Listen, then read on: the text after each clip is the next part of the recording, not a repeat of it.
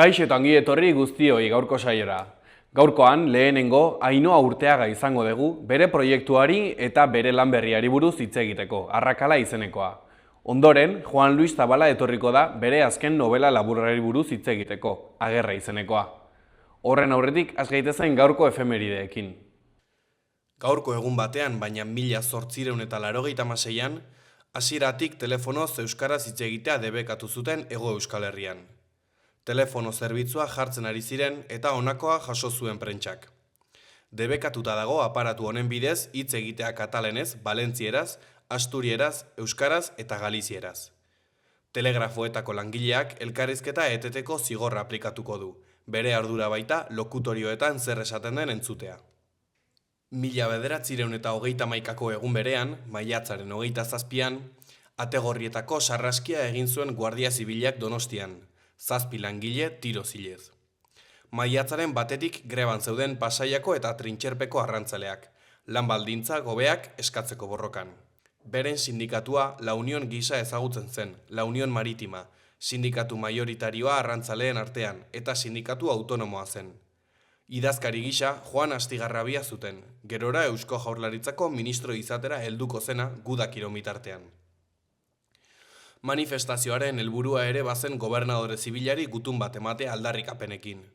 Manifestazioa 10:00 atera zen Pasaiatik, Mirakruz gainera heldu zen eta soldaduek gerarazi egin zuten. Herritarrek pasatzen uzteko eskatu zietenean, ordea, soldaduak baionetak jetxi eta beren artetik pasatu ziren, soldaduei txalo eginez. 200 metro aurrerago, Ategorritako erlojuaren parean, Guardia Zibilak zain zeuzkaten, ordea. Ezin zutela pasa esan zieten, airera deskarga bat egin zuten eta ondoren manifestariei tiro egin zieten. 8 langile hil zituzten, Julián Zurro, Jesus Camposto, José Carnes, Manuel Pérez Allera, José Novo, Antonio Barrios, José Suárez eta Manuel López Díaz. Gertaeren ondorioz, istiluak zabaldu ziren Donostian eta gobernuak gerra egoera ezarri zuen. Hainbat urteren ondoren, 1971an, Londresko Stepney Barrutiko eskolako 800 ikaslek greba egin zuten kaleratutako irakasle baten itzulera exigitzeko. Chris Sherle irakaslea ikasleek idatzitako poesia liburu bat argitaratzeagatik kaleratu zuten. Erresuma Batuan babes zabala eskuratu zuten eta Sherle berriro hartu behar izan zuten. 2000ko maiatzaren 27an, istiluak Bartzelonan, Espainiako armadaren desfilearen aurkako protestan. Indar armatuen egunaren karietara, Espainiar armadak Bartzelona alderik alde zeharkatzea zegoen programatuta. Hainbat eragilek desadostasuna adierazi zuten eta aste osoan zehar ekimen antimilitaristak egin zituzten. Desfilearen egunean, poliziak milaka lagun bildu zituen manifestazioaren aurka egin zuen, istiluak eraginez. 10 atxilotu eta 100 manifestari zauritu zituen poliziak. Azkenik, 2021an, eskola batean Kanadako jatorrizko herrietako 251 haurren gorpuzki aurkitu zituztela jakinarazi zuten. 1831 eta 1986 bitartean iraun zuen haur natiboentzat antolatutako barnetegi sistemako Kamloops hirian izan zen. Kanadako gobernuak Elizarekin batera jatorrizko herrietako familiei haurrak lapurtzen zizkieten, asimilatzeko xedez. Guztira, kalkulatzen da 150.000 haur igaro zirela eskola horietatik, eta beren hizkuntzetan mintzatzea debekatzeaz gain, eraso kultural, emozional, psikologiko, fisiko eta sexualak pairatu zituzten. Asko gainera hil egin zituzten eta izenik gabeko hobietan lurperatu zituzten milaka. 4.100 haurren gorpuzkiak identifikatu zituzten, baina askoz gehiago izan daitezkeela diote adituek. 2022an Kanadako parlamentuak barnetegi sistema hori genozidio izendatu zuen, eta geroago Frantzisko Aita Santuak Kanada bisitatu zuen Elizaren erantzukizunagatik barkamena eskatzeko. Errepasatu dezagun aste honetako agenda.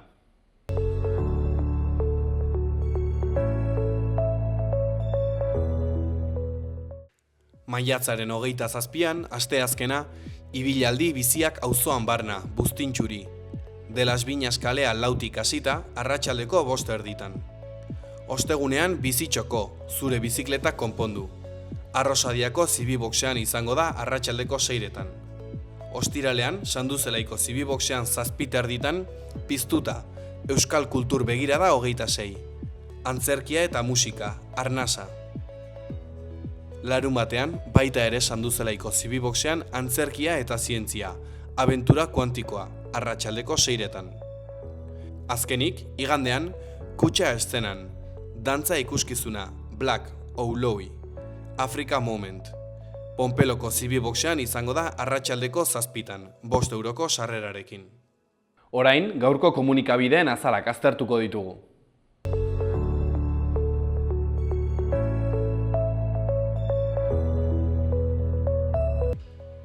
Diario de Noticias egunkarian horrela dio lerroburu nagusiak. Nafarroako 22.000 langile publikok karrera profesionaleko ordainketak jasoko dituzte 2027tik aurrera. Lehenengo puntuan, Nafarroak urtero 130 milioi euro bideratuko ditu osagarri honetara. Bigarrenean, 6.000 udal langileek ere izango dute ordainketa hori jasotzeko eskubidea. Argazki nagusian, gazteek Argai ibaian txirrista gisa erabiltzen den harrizko eskailera bat zeharkatzen dute gaur arratsaldean, La Magdalenatik igarotzean. Honen titularrean, 35 graduko temperatura maksimoak bero bolada baten erdian. Herribera alerta horian dago temperatura altuengatik maiatza ezoiko batean. Tartean, adingabeen erdiak ez ezagunekin hitz egiten du sare sozialetan. Ongizate digitalari buruzko txosten baten arabera, 10 eta 20 urte arteko Nafarroko gazten 76 eragile baten jarraipena dute. Ezkerreko berrietan, Volkswagenek ia 62.000 auto elektriko fabrikatzeko asmoa du 2026an. Azpian, 107 jetxi dira alokairuak Nafarroan eskaera handiko eremuetan urtebetean. Ondoren, Barkosek eskatzen du Nafarroa ez dezaten zigortu elektrizitateko planifikazioan. Eskuineko berrian, lehen mailako lehenengo denboraldiko gosea berreskuratu behar dutela dio Brauliok. Goiko berrietan, horiz, bideak ehuntzen despopulatzearen aurka. Bestetik, Petrus, Izaga-Ondoaren bizitza dokumentalean. Diario de Navarra egunkarian horrela dio lerroburu nagusiak. Nafarroako funtzionarioen ibilbide profesionala, 1.521 eurotik 11.384 eurora pertsonako eta urteko. Sindikatuek estatutu zirriborroari argi berde estua eman diote. Irudi nagusian, Iruñeko katedralean Inedito Valentino erakusketaren inaugurazioaren irudia. Honen titularrean, Valentino katedralean, Iruñeko tenpluaren jantokian eta sukaldean, italiar moda diseinatzailearen 25 diseinu daude ikusgai. Eskuineko berrietan, batez besteko erretiro pentsioa, 970 2.000 eurora hilean 20 urtean zehar. Azpian, Plus Ultrarako 53 milioiko erreskate paketetik ia 16 milioi desbideratu ziren. Ondoren, 119 alokairu kontratu gutxiago sinatu dira prezioen kontrolaren urtebete ondoren. Goiko berrietan, Braulio eta Listiren agurra, pizgarri bat behar dugu. Ondoan, entrenatzaile bat behar da defendatzen duen talde bat birsortzeko. Azkenik, kirol zuzendaria lehen mailan egoteko gosea berreskuratzea eskatzen ari da. Berria egunkarian, aldiz, honela dio lerroburuak.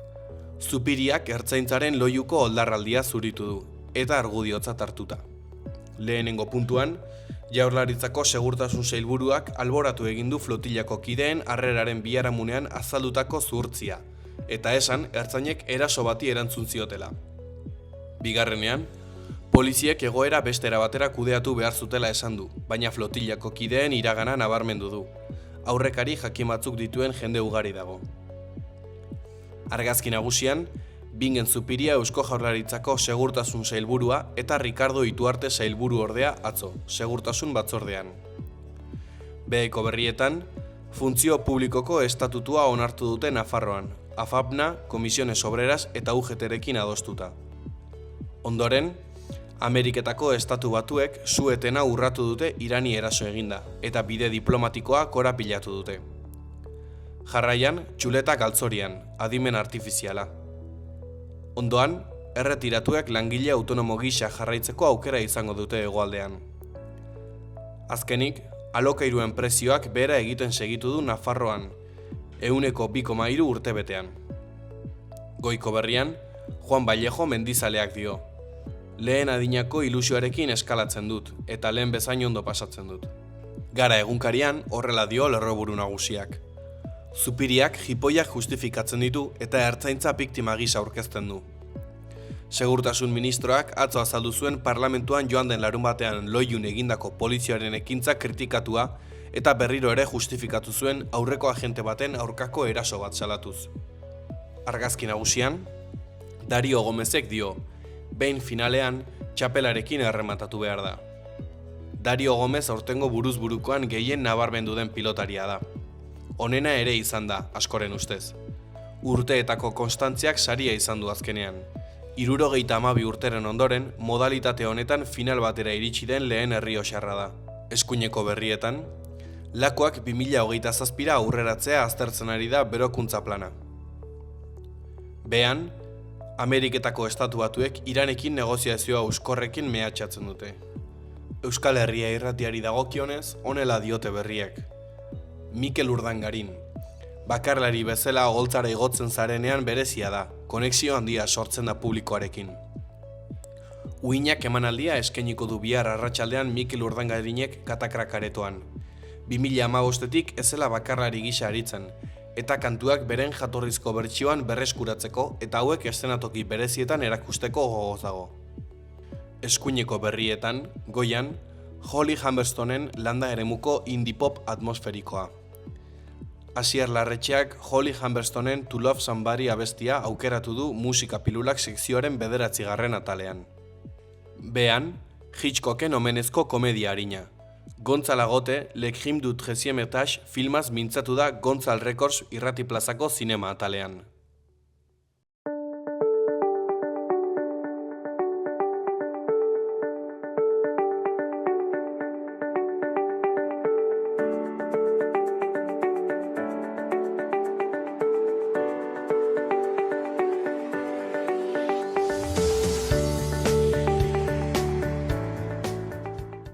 Kaixo eta ongi etorri gurera, Ainoa, zer moduz? Egunon, ondo, gualdi aprobetxatu zuek ondo. Bai, bero aguantatzen hemen ventiladora jarrita, baina, oraingoz bizirauten ari gera, beraz jarraituko dugu. Lehenik eta behin, ongi etorri gurera, Ainoa. Agian norbaitek ezagutuko zaitu, ze zure proiektua zure izena ere bada, Ainoa Urteaga. Beraz, lehenengo galdera egin behar dizudana da, nor da Ainoa?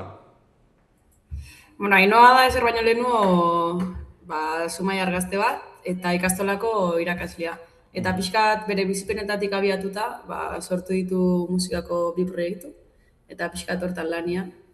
Zer esan nahi duzuretzat musikaren munduan lan egiteak, eta proiektu musikalak sortzeak eta aurrera eramateak? Nik dakat sorte handia ze ikastolan musika erakusten dut, orduan oso binkulauta dijoa nire lana, eta nire zaletasunak. Orduan saiatzen naizena ahalik eta gehien disfrutatzen, eta nire ikaslea irakusten aktiboki musikan sartuta dotiak ze ondorio dazkan, eta posible dala. Orduan, ez dakit, pixkatola. Zure azkeneko lana okerrez banago 2025 bukaeran, edo 26 ez nago ziur orain noiz kaleratu zenun, Arrakala izenekoa, hau zure proiektu pertsonalean, esango nuke. Zer da Arrakala? Arrakala da, lehenengo diskatea genu 2022an, diskori amaitu izatetik kontzertuak eta bat. Horre hontzan niretzako utxune bat bezala, ze, lehen biginan, eta ikusi nun bakarrikan, nahitzol juntza Madridea adazitzaiolako aukera politat musikalan inguruan lan aiteko, eta tardun behitu nintzen pixkat bakarrik, eta ez nintzen ausartzen, barruan neskan gauza horiek ateatzea, eta orduan da prozesu bat, ahots teknika lantzen, emozionalki bai pixka preparatzen, mundu bakarrikan plazaratzeko eta aurkezteko nire barriko gauzak. Ze konposatzia eta errazat izan zait beti, baina gero holtzan bakarrik jarri eta bestia eta hori esko ze komplikatu. Eta Arrakala kontatzen du, pixkat prozedura hori ez, nola ze bide bizi izan deten paus hori emateko aurrea esponitzean nire burua eta nire sentimenduak. Barrura begirako diskoa dela esango zenuke? Bai, erabat. Egia da zela metafora asko erabiltzen, azkenean nik hitz egiten dut gehien bat nire barruko emozioen inguruan, eta iruditzen zait hor artistok jarri behar dela nolabaiteko filtro bat, gure burua beste aldea, eta, bueno, egi guztiak ez esponitzea. Eta orduan, bai, metafora askon bitartez eta horrela, kontatzen dena da nire urtetako bilakaera emozionala o pertsonala. Ez dakit izenburua bera ere metafora baden, ze justu oraintxe esan duzu artistak ere jakin behar duela zer utzi pasatzen eta zer ez, azkenean arrakala batetik gauzak pasatzen dira, ez denak, baina gauza batzuk bai, izenburua ere zerbaiten metafora da? Hor nekin un krisi potente bat 2020an, eta krisi hortatik ateatzeko hasi nintzen asko rekurritzen musikara, kirol naturara orokorrian, eta nire inguru laguneta, familita, eta krisi hortan izan ditun gogo eta guztietatik hasi nintzen berriz abestiak sortzen. Eta nola nire lehenengo abestia sortu zen momentu txar horretan, eta gero hortikan junda evoluzionatzen eta loratzen arrakala hori izango dut. Bere zentzu honean, irutu zitzaiten egokia zela arrakala izen, ze askotan bi aldaera hau ez, momentu txarretan hileikeuna da, edo zuluan sartu eta ondoratu, eta buklo hortan eroi ze gaizki gauden, edo itea dakauna da, momentuetatik ikasi, pertsona bezala hobetu, eta empoderatu edo gailendu. Eta pixkat, bigarren horren hildotik handi joa dizka. Diskoan ikusi ezakegu 3-4 kolaborazio ere badaudela, ez naiz hor ditzen orain zenbat diren zehazki, baina ez dira gutxi, normalean gutxiago ikusten dira. Zer esan nahi du horren beste kolaborazio bertan egoteak? Nahiko premeditauak izan, ni eskan hola ideiak eta ja diska behin grabatuta zehola, ikusten base dela holako tarte batzuk niretzat garrantzitsua zian gonbidatuei eskaintzeko. Eta, gonbidatuen artean da oso berezia Nora da niretzako, ze Nora nire ikaslia izan da baina arte, hain pasada adintartez ja DBH eta etzaite gokitzen, baina urte askoan azkenengo ziurtetan izan da nire ikaslia. Eta ikusi nizki ondoai oso bereziak, orduan, nahi nun islatu nire diskonta, nire egunerokotasuna ez, ikastolan damakiten eguneroko bizitza hori, artean uztartzia posible eta reala dela. Zer moduzkoa izan da prozesua kolaboratzaile hauekin grabatzea? Eta, ez dakit kantuak beraiekin sortu dituzun, edo ez, edo, zer moduzkoa izan da prozesua, eta aipatzen zenuen Nora, ez dakit adin txikiko batekin ere bai lan egitea, zer moduzkoa izan da? Eharra, nik egunero egiten dut horrela lana, ordu niretzat oso modu naturala izan da, oso garrantzitsua izan da beretzat ere bai, eta bere ingurukoantzat ere bai, azkenean, norantzat garrantzitsua bai izan da, baina ikusten dut orokorrian ikasle guztiantzat ere bai izan dela garrantzitsua, izan delako baientzat, musikarloan bentzat erreferente bat eta motivazio bat, nun ikusi duten, guk ere aukera hori eduki dezakegu, ez? Ainoakin edo ainoa gabe, baina disko baten ata gaitezke, o kontzertuak eman ditzakegu, ez da realidade urrun bat. Orduan oso erresa izan da, egunerokotasunean bizi den gauzak dian ez, eta gara saldu dian beste 3 ere laguna ditut, Maitz, Miguel eta Oiana Zumaiarra diarrikoak, eta eneko atxa Zarauztarra oso laguna dut baita, orduan enekokin oso ditutan hau musika itea, eta ez dakit oso naturala izan da. Zaila honaiz kolaboratzaileak ere izaten, niretzat esan guratxoak zian pertsonak edo ez dakit. Naturalidade baitan emango zianak. Aipatu duzu, musika egiterako garaian pasazerara kako txarten esan da bi izatetik bat izatera eta horrek eragin duela aldaketa handi bat. Zeintzuk izan dira sentitu dituzun aldaketa nagusi horiek? Azteko proiektua bakarrik eramatia, emozionalki iruditu oso asko prestatu behar izan naizela hortako. Eta hori, gehien bat falta mota dutena izan da, babes personal hori, bin artean eraman edo baten artean eraman. Gero egia da, sorta handia ekietela, ze musikari bezala gehitu zaizkit, leno komentatzen ongean Telmo Uranga, David Gorriti eta Aitor Amilibia. Eta horiek ere babes handia ematen diat, eta nahiz eta eserki milakaten pixua proiektuan, beti daude laguntzeko, eta horrek ere ematen du, baina, eta gero gehiena nik gure proiektuan, aitzuldan ere proiektuan, nekan ardura zen, bestia komposatziaz, letrak, melodiak eta estruktura guzti edanak ematia, pixkat estudioko lana. Eta itzolek zegan arrastosuna handia, ahots zoragarri aukitzeaz gain, publikoan aurrian ondo defenditzen da.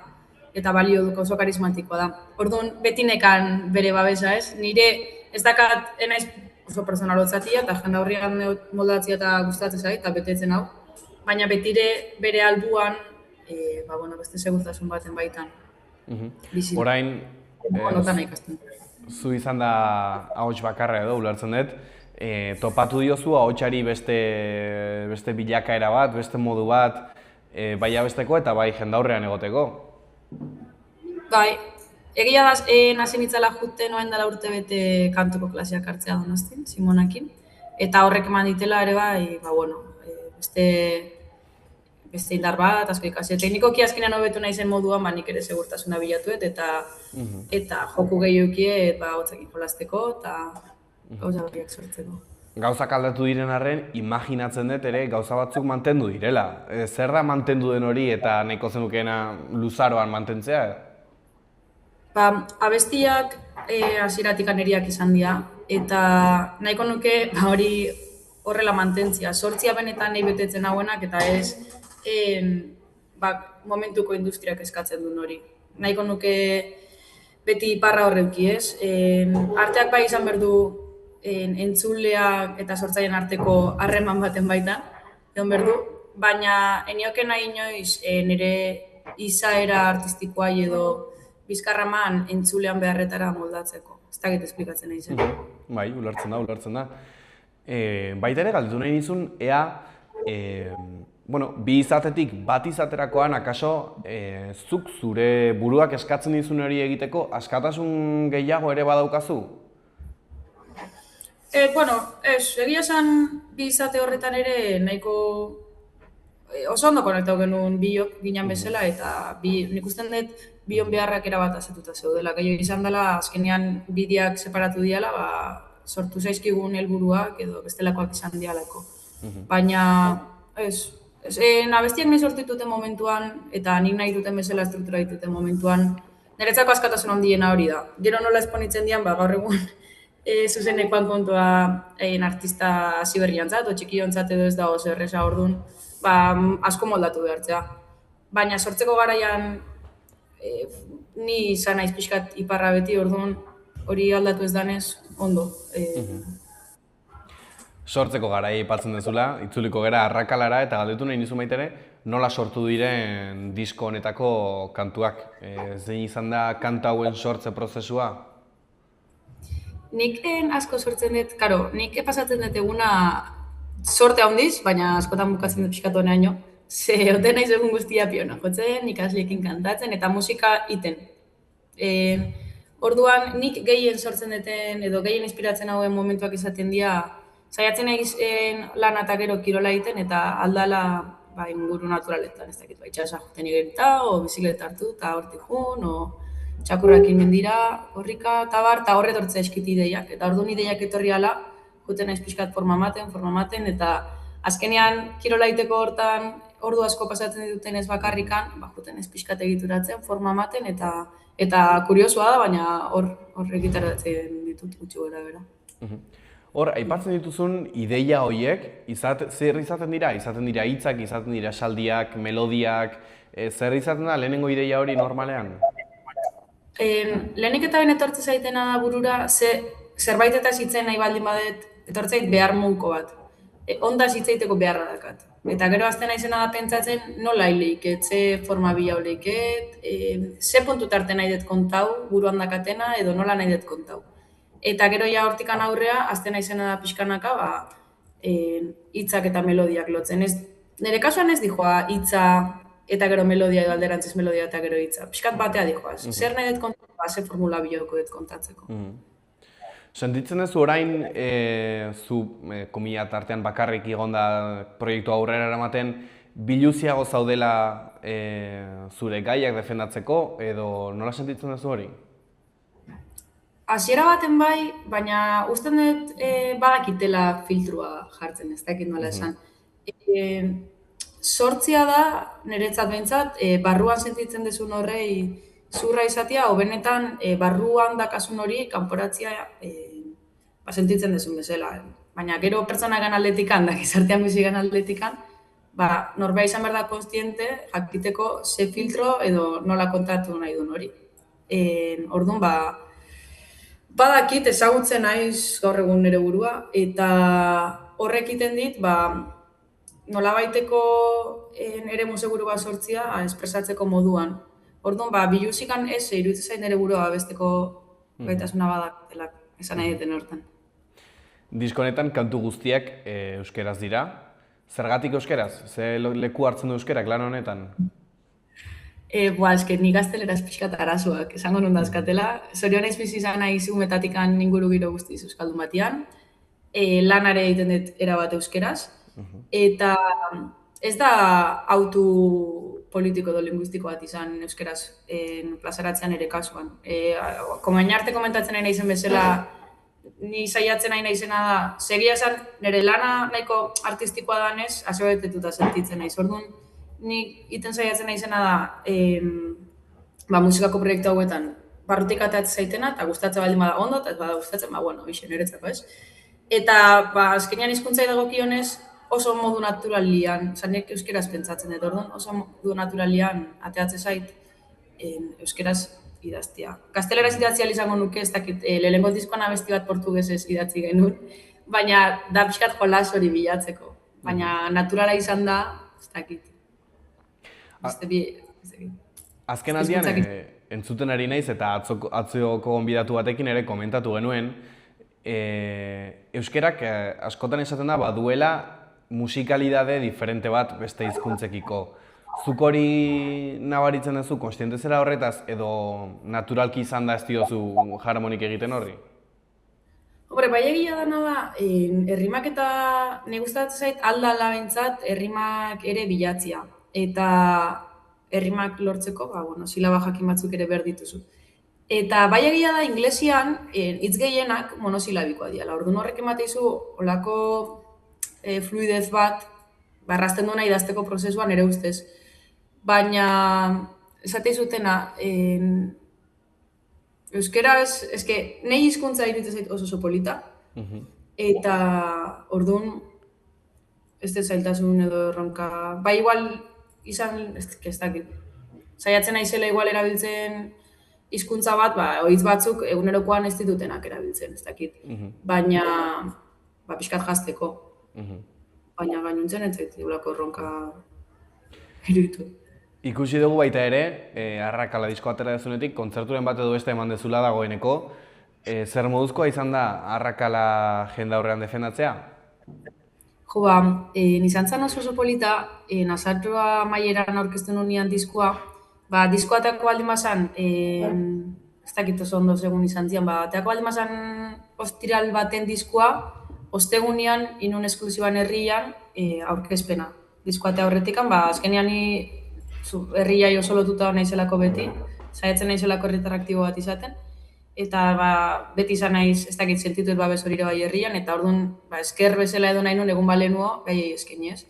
Eta kriston giroa sortu zen, aretua bete genuen, etorri zan gertuko jende asko, gero kolaboratzaile asko etorri zian, eta gero, justo, aretuan albuan dago nire soziadia, orduan soziadia elkartu ginen, etxekoak, lagunak, lengusoak eta niretzako adibidez aurkezpen hori izan zen brutal, zentzu guzti hartu zuen diskoak.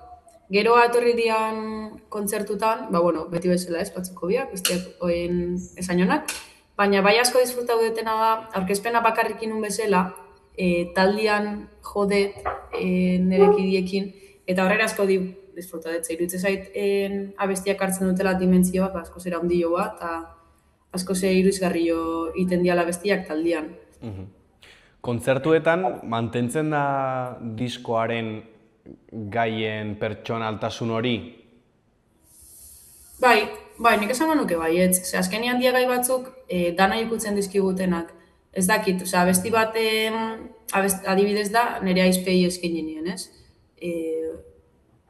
Txikitatik anola jongan evoluzionatzen, eta nik usten dut azkenean danok dakaula atxikmendu hori, familiakiko edo igual ditu, lagunei inguruan ere asko hitz egiten dut, eta orduan dana ikutzen gaituzten gaia dianez, bai egia da zuzenekotan saiatzen naizela, dramak ezin, eta humoretik anartzen, Baina eguneroko gaiak dianez, nik uste dut jendeak ere asko konektatzen dula aipatzen ditugun gauzekin.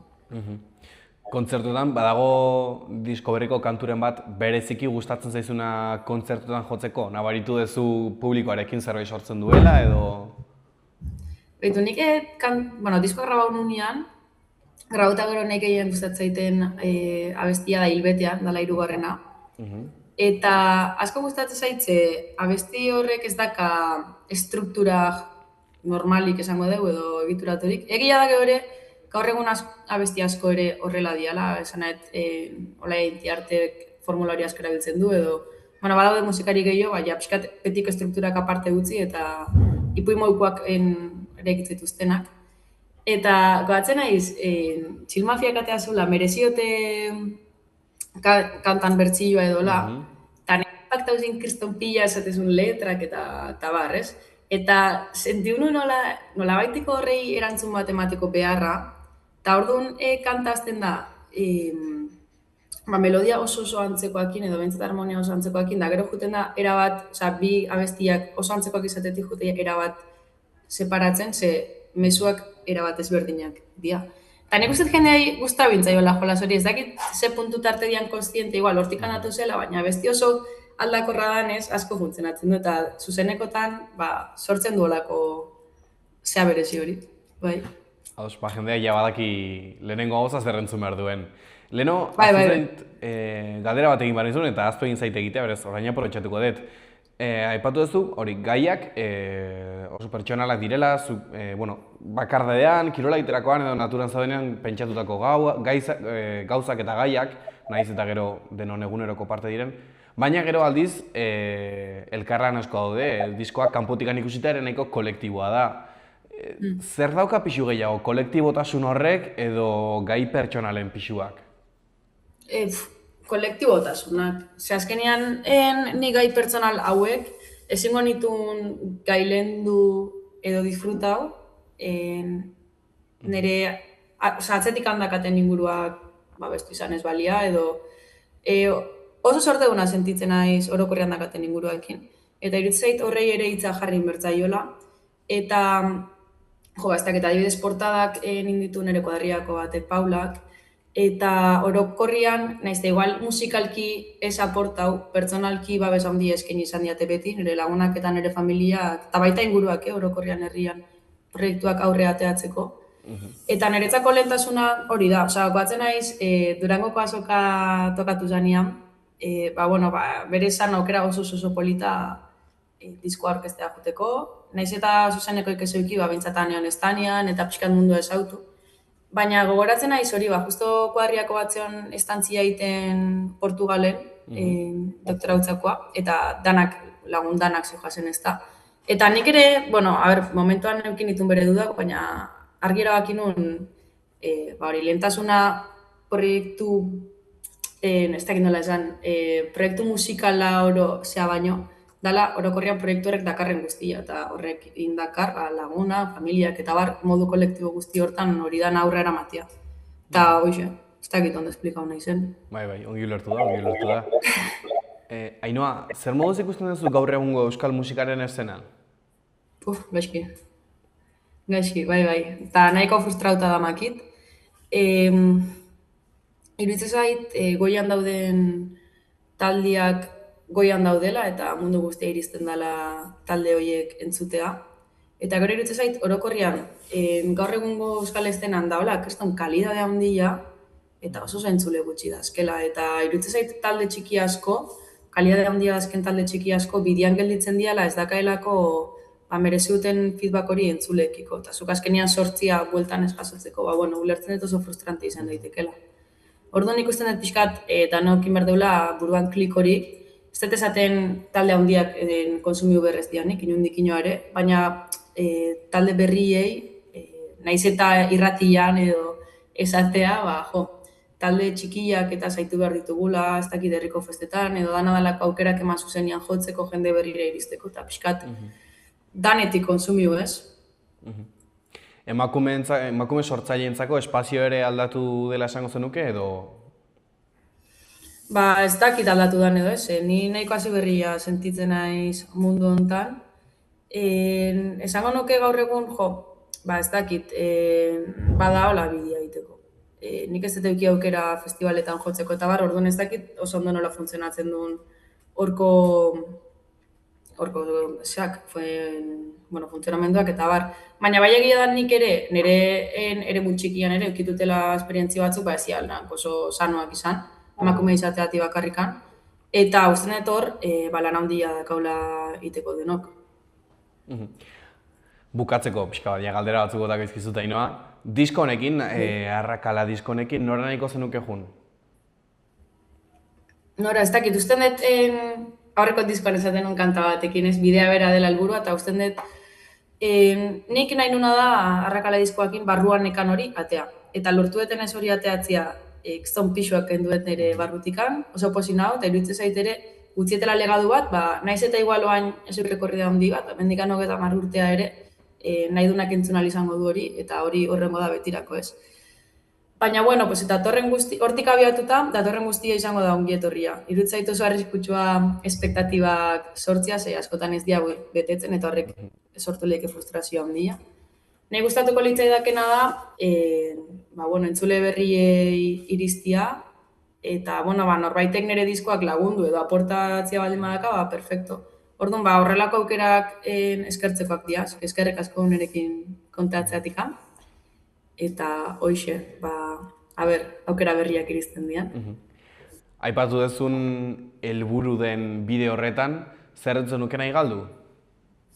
Esentzia, nortasuna, hasieran komentatzen izun hori, fiela nahet izan sentitzen detenakiko, eta ez ditut nahi oinarrezko balore horiek inundik inoare galdu, ez dakit visualizazio X lortzagatik edo da nadalakoa. Maiago nuke mantendu esentzia mundu txiki horten. Nun zinen duela 3 urte, eta non ikusten duzu zure burua hemendikan 3 urtera? Guandala 3 urte, esango nuke nola nahiko bidea antzekoan, aurreko diska guain gaude 2006, izango zen, 2023. Aurreko guandala 3 urte, aurreko diska kaleratuta, ja behin, pixkat hori dana reposatzen ez.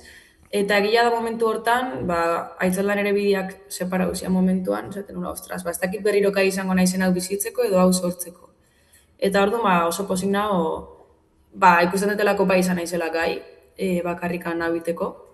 Eta hemendik 3 urtea, gustatuko litzaidake, ez dakit jarraitzia berdin, gehiago etortze baldin bada ondo, baina horrela mantentzen naiz ere oso ondo, urtean kontzertutxo batzuk eman, urrengo ikasturteako single berri bat dator, gaina kolaboratuko eren egun eta airekin, eta, pixkat horrelako gauzatxoak sortzen jun, baina hori mantenduaz, esentzi hori edo. Bukatzeko, Ainoa, pare bat galdera gehiago. Zer nahiko zenuke jendeak sentitzea arrakala diskoa entzutean edo kontzertu batera jutean? Nahi jendeak eman izan diten feedbacka izan da, kontzertutan sentidu dela holako goizotasun bat, edo ez dakit lasaitasun bat, eta hori da, nik gustatzen zait, jendeak zateiten ean, eze gauza goxua, eze gauza tal, nik guztu hartzen duten gauza bada.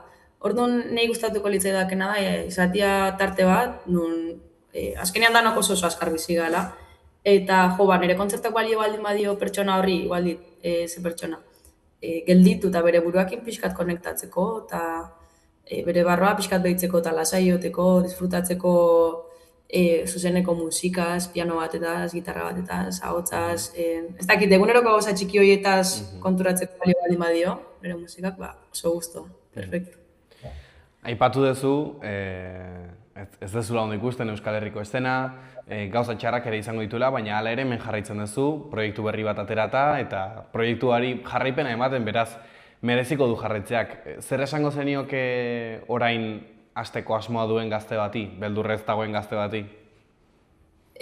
Bere nahi jarraitzeko. Ez dago bestei. Nik esango nionokena da, segurazki, kanpotik ez zaiola ezer iritsiko.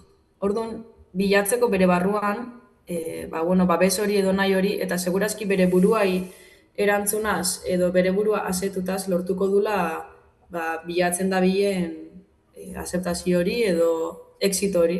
Esango nioke arrakasta bere barruan da, hola. Eta aurrak juteko. Mi esker Ainhoa gurekin egoteagatik gaurkoan. Ez dakit bukatu baino lehen beste zerbait aipatu nahiko zenukeen. Komentatu urrengo zuzenekoa dakaula ekainako 26 eskoriatza, eta abuztoko 27 zarautzen, orduan horri izango gehala, eta gero pixkat aipatu etena urtia bukatu baino lehen nuateako abesti berri bat Herenegun eta Airekin, oso gertuko kolaboratzaileak, así que guztua, nola juten da. Adibiliko gera orduan eta beso zabalik jasoko zaitugu behar baldin baduzu Ainhoa. Mila esker etortzeagatik eta hurrengora arte. Zuri, mila esker. Ireki zeure negozioa martxan dagoen baten abantailekin. Negozio bat ireki nahi duten pertsonak eta bere esku aldatu nahi dutenak elkartzen ditugu. Laboral Kutxa.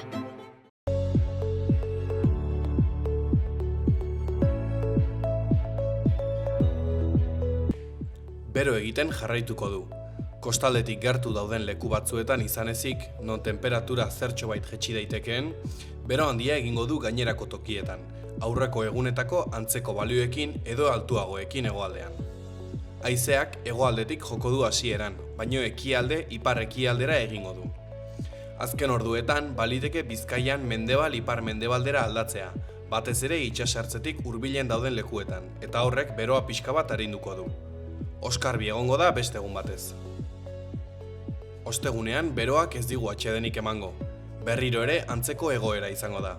Temperatura altuenak 28-30 gradu ingurukoak izango dira kostaldean eta 34-35 gradu ingurukoak barnealdean. Oskarbi egongo da eta haizea aldakor ibiliko da.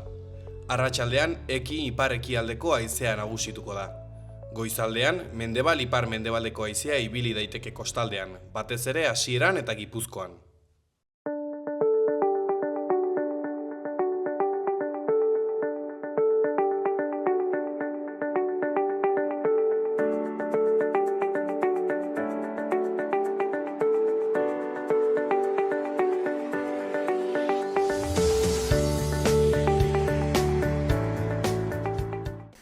Kaixo eta ongi etorri gurera, Juan Luis, zer moduz? Ondo, esan beharko dugu, bai. Esan beharko dugu, no? Bai, ondo. Beroagatik ez dakit esaten duzun edo, baina bueno. Ondo eramaten dugu beroa eta ondo. Gaurkoan, liburu bat aurkeztera zatoz. Duela gutxi edo duela aste batzuk, aurkeztu zenuen Donostian, Agerre izeneko liburua. Nola deskribatuko zenuke liburua? Novela labur bat da, ipuin luze baino gehiago esango novela labur bat dela. Gaztei bideratutako bilduma batean dago, baina ez da gaztetxoentzako, baizik, gutxienez 16 urtetik gorakoentzako uste dut. Eta hori, novela laburra da, nahiko pentsatzen dut irakurtzeko erresa edo, dala, eta, neurri batean Euskal Herriko gatazka politikoak sortutako zauriei buruz edo hitz egiten duena familia baten utzi dituen arrastuen bidez edo olako zerbait esango nuke. Zure ibilbide profesionalean, ze momentutan iristen da eleberri hau? Nik neurri batean pentsatzen dut ja nire liburu beharrezkoenak edo ateratzeko behar handian dituen liburuak atera ditu dala. Esan beharreko gehiena esan dudala literaturaren bidez, ez? Uste hori sortzaile guztien kasuan badagoela bolada bat edo igual bi, baina normalean bere obraren muina edo hor dagoela. Eta nire kasuan, nik esango gau, pixka muinetik kanpo dagoela ja, garai nolabait esateko arinago batean, nun ja ez dudan idazten hainbeste barruko premiei bultzatuta, baizik gehiago, ja, gustu hartu didalako edo hori egiten gustura sentitzen naizelako. Eta, ikuspegi horretatik hala da, baina bestetik, uste dut baita ere, barruan euskan mamu batzuk eratera ditu dala hemen. Eta hori, esango nuke pozgarri izan dela. Liburu hau irakurtzen duen irakurle batek, zer topatuko du bertan? Topatuko du, Inaxio Mujikak esan zuen editoreak aurkezpenean eta postu ninduen hori entzuteak, topatuko du seguru asko nik ezagutu ditudan edo nire inguruan bizi izan diren eta bizi diren euskaldun askoren kezkak. Kezka politikoak, kezka familiarrak, eta erruduntasunari buruzko kezkak, hori topatuko du, eta pentsatzen dut, nahiko nuke, postuko ninduke jakitea, irakurle askok hemen, nolabaiteko identifikazio bat sentituko dutela protagonistarekin. Hori espero dut, nahiko nuke. Spoilerrik egin gabe edo gauza handirik esan gabe, baina nor da Agerre edo zer da Agerre? Agerre da, lehenengo eta behin esango nuke, badakit espresio hau txiste moduan erabiltzen dela, eta askotan modu iraingarrian eta niri ere burla horitzea gustatzen, baina Agerre da, ez bakarrik 8 abizen euskaldun dituen euskaldun bat baizik, bere jatorrian 8 baserri edo gehiago dituen persona bat. Horietako bada Agerre, eta gehien bat horri lotuta dago.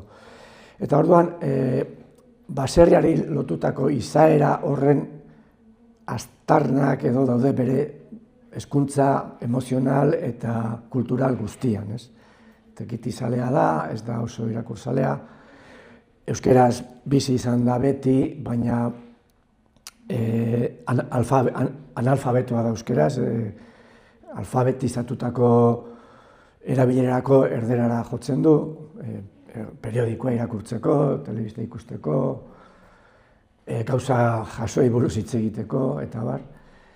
Eta esango nuke, lehen esan dudan bezala, nik inguruan ezagutu dudan jende asko bezalakoa da. Eta, neurri batean, euskaldun asko baserritik gatoz eta baserriko kultura orokor horretatik datorren persona bada, eta aurre egiten dio mundu, bestelako mundu bati eta hor txoke asko topatzen ditu.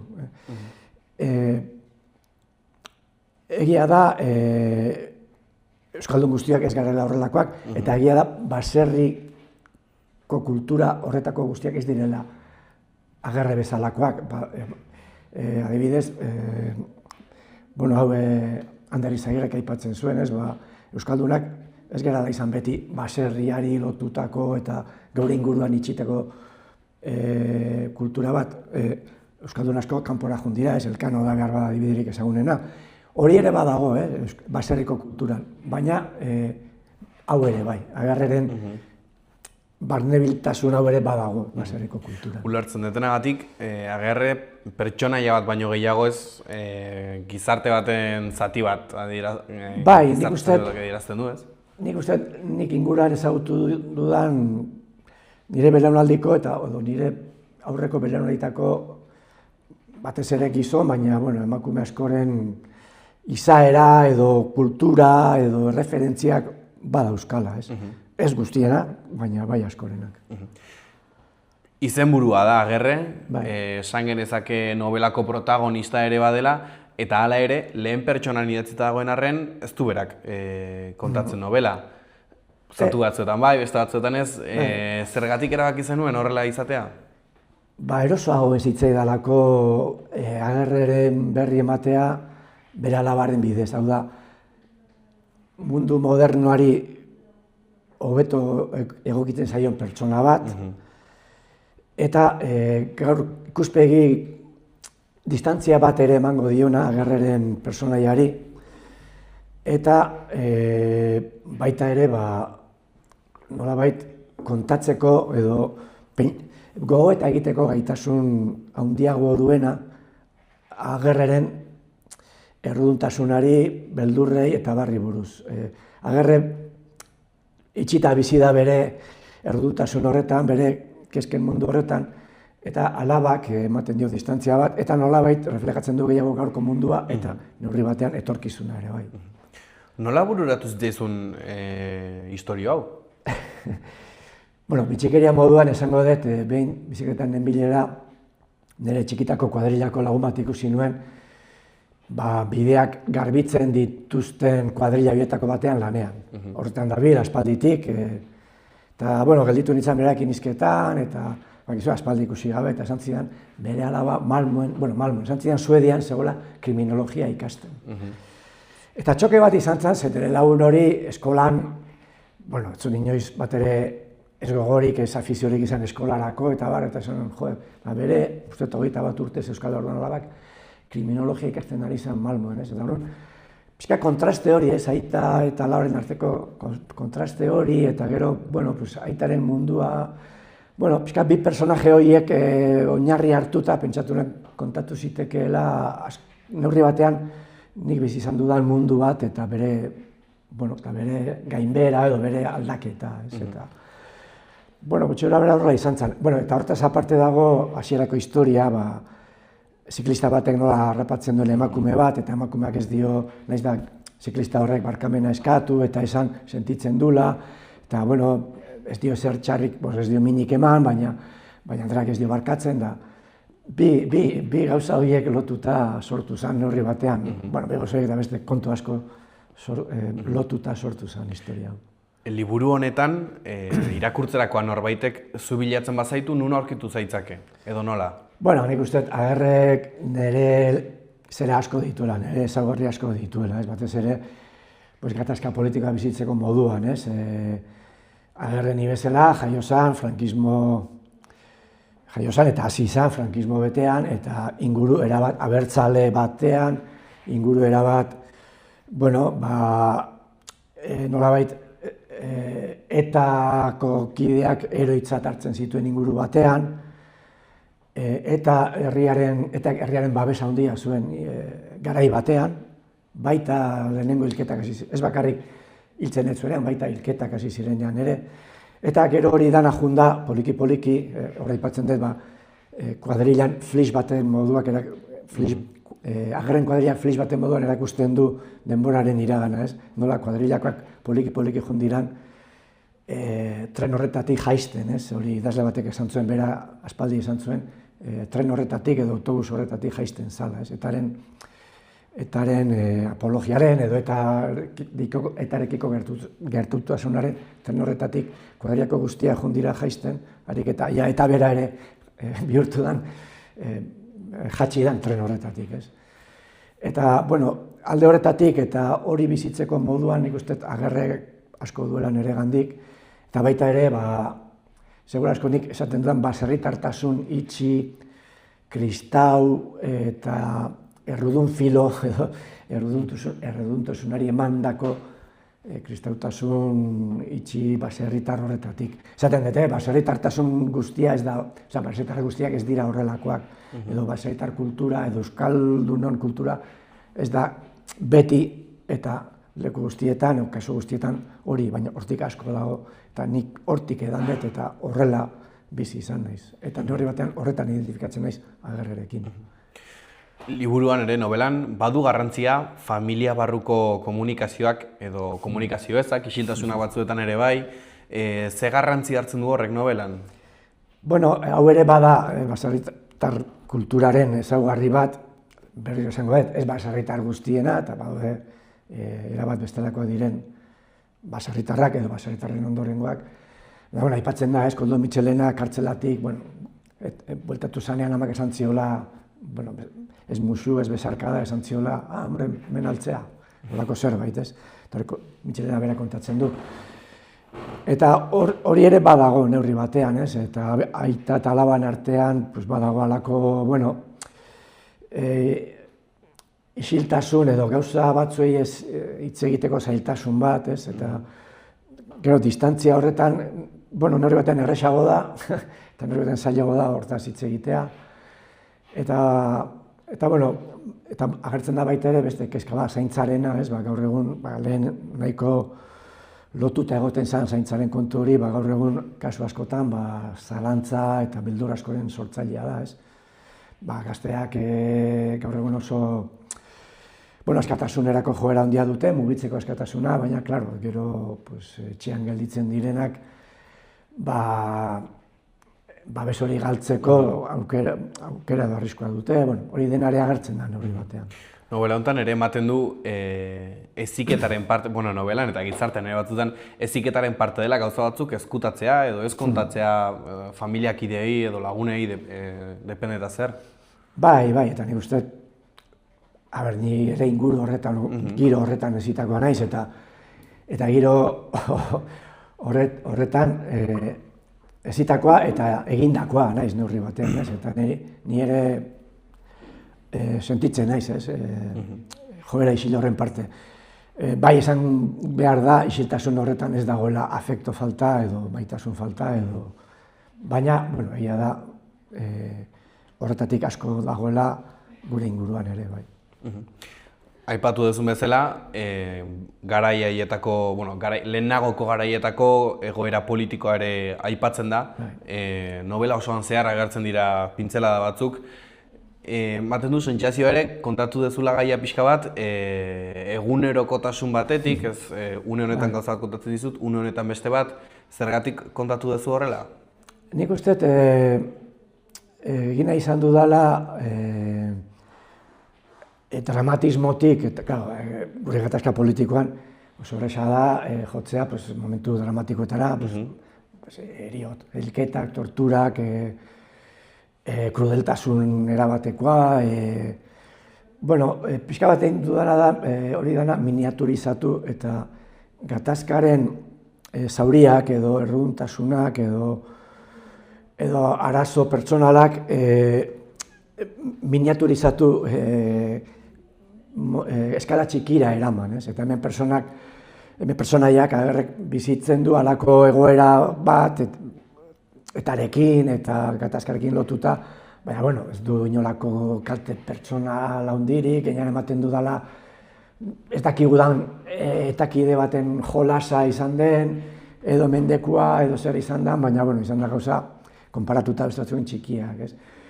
Eta kontatu nahi izan dut gatazkaren historia hori edo gatazkaren ondorio horiek kontatu nahi izan ditut hori, ikuspegi miniaturizatu horretatik edo eskala txiki horretatik, esango nuke. Literatura iruditzen zaizu toki egokia dela eta onurak badituela zauri hauei buruz hitz egiteko? Bai, nik idatzita gero, inkluso argitaratuta gero, pentsatu dut neurri batean, inkontzienteki, liburu hau badala patriari, Fernando Aranbururen patriari eta patriari eman zaion, ez dakit nola esan, patriari eman zaion eredugarritasunaren kontrako erantzun bat ere badago hemen, ez? Eta, klaro, asko entzun dugu, patria dela Euskal Gatazkari buruzko novela definitiboa, non kontatzen dan benetan zer gertatu dan hemen, zer izan dan hau, eta nik uste, nik ez dut liburu irakurri, seria bai ikusi non. Liburuaren zati batzuk irakurri ditut, frantzesezko itzulpenean, kasualidade baten ondorioz. Eta, nik esango nuke, eta batez ere Fernando Aranbururen hitzaldi batean egon nintzan behin, Euskal idazleei buruz esan zituenak entzuten, eta, neurri batean horri buruzko erantzun bat ere bada, ez? Eta, batzu literatura erabili dute ikuspegi bat emateko eta kasi kanonizatzeko edo finkatzeko, eta, neurri batean hau inkontzienteki nik gero konturatu naiz bada patriari emandako erantzun bat ere, literaturaren bidez, noski. Novelan, aipatu ditugun gai hauek bezain beste agertzen ez den arren, erroduntasunak dauka bere biziko garrantziak, kasi erroduntasunik gabe ez dago novelarik. Zergatik? Nik izango nuke, leheno esan dute, ze kulturatik gatozen, kultura kristaua, eta, ni jaio nintzenean, ni Azkoitian bizi nintzen, eta Azkoiti osoa zen kristaua, deno juten ginen mesetara, erroduntasunaren zera hori oso sartuta zegoen, eta horazi gara, ni horazi naiz, eta gero, bizitzaren zirkustantziengatik, batzuk igual erresago batera dira kapsula horretatik, baina nik sentitzen dut, iruditzen zait, kapsula horretatik ez nizela oraindik atera, eta iruditzen zait nire inguruko jende asko ere ez dela atera, ez. Eta orduan gaude, kapsula kristau horretan, naiz eta orain ez mesetara jun, eta seme-alabak ez bataiatu, eta seme-alabei kultura erligiosoari buruzko informazio gutxi eman. Kapsula horretan edo erruduntasunaren zirkulu horretan bagaudela, ez. Eta ni esango nuke, idazten hasi nintzenean ere, Kafka izan zen nire lehenengo referente nagusietako bat, eta nik uste horrek erakarri ninduela, ez. Kafkaren gan ere badago, nik uste badagoela erruduntasunari buruzko kezka edo gogoeta bat permanentea. Eta nik neurri batean uste nire gai errekurrente bat izan da. Bueno, literaturan oso gai erabilia da. Nik horretaz hitz egin behar nuenean, hasi nintzen pentsa, Kafka jarri daiteke referente moduan, baina gara zintzen, zer referente gehiago daude literaturan erruduntasunari buruz. Eta zintzen pentsa, hau ere bai, eta konturatu nintzen, idazle gehienetan dagoela horri buruzko zantzu bat edo, ez? Eta orduan, nik uste, kasu honetan, bai.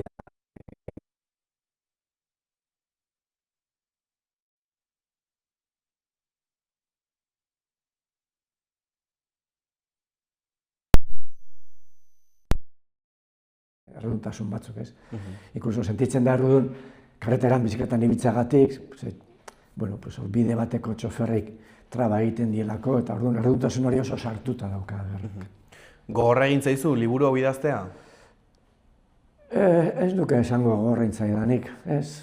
Normalean, gogorra egiten da batzutan erabakiak hartzea, edo, batzutan zulo batean sartzen zeta ez dakizu nola atera, eta baina ez nik uste,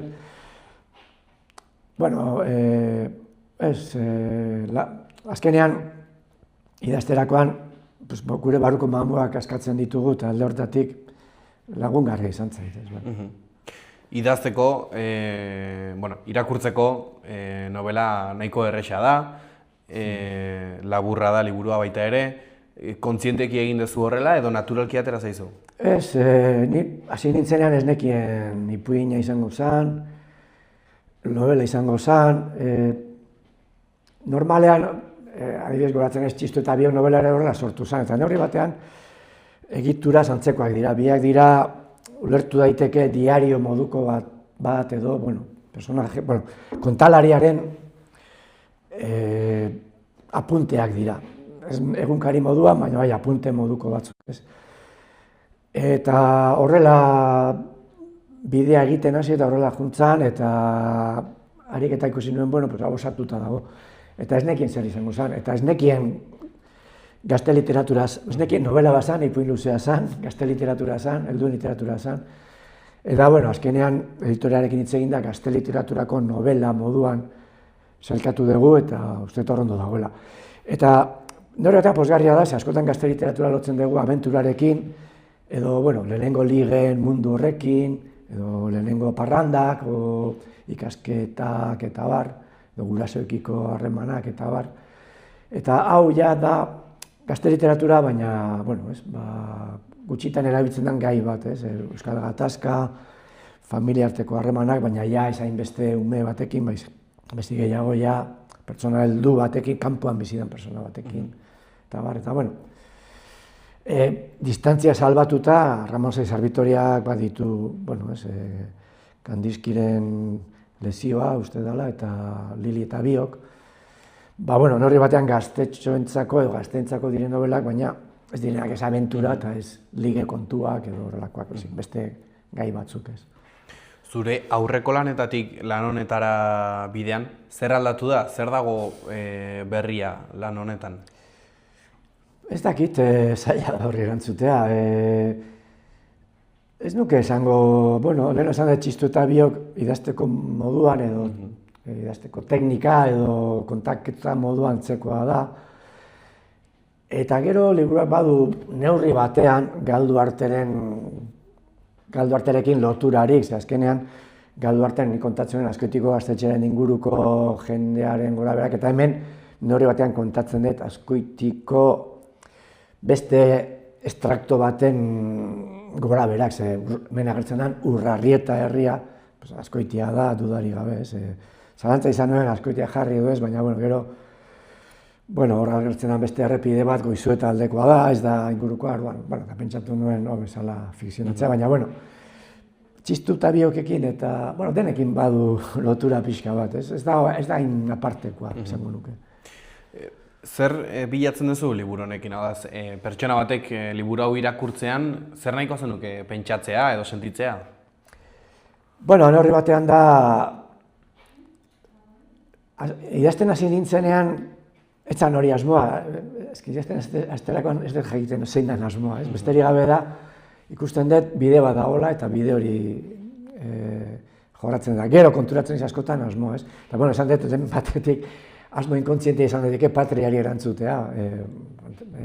Baina bestetik bada, neurri batean, ez bakarrik patriari, esango nuke, askotan euskaldunoi edo nolabait abertzaletasunaren inguruan gabiltzan euskaldunoi, euskaltzaleoi, eta gure kulturaren defendatzaileoi, leporatzen zaigun isiltasun hori, etaren krudelkeriaren aurrean, nola egon geran isilik, gure gizartea gizarte gaixoa dela, euskaldunak indarkerianako eta